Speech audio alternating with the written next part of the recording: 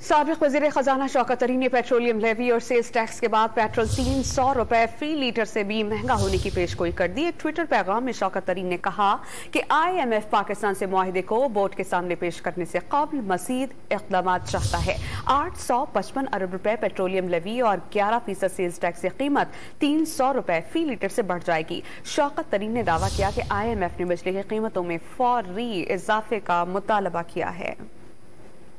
साबिक वज़ीर खजाना शौकत तरीन ने पेट्रोलियम लेवी और सेल्स टैक्स के बाद पेट्रोल 300 रुपए फी लीटर से भी महंगा होने की पेशगोई कर दी। एक ट्विटर पैगाम में शौकत तरीन ने कहा कि IMF पाकिस्तान से मुआहिदे को बोर्ड के सामने पेश करने से कबल मजीद इक़दाम चाहता है। 855 अरब रुपए पेट्रोलियम लेवी और 11% सेल्स टैक्स की कीमत 300 रुपए फी लीटर से बढ़ जाएगी। शौकत तरीन ने दावा किया कि IMF ने बिजली की कीमतों में फौरी इजाफे का मुतालबा किया है।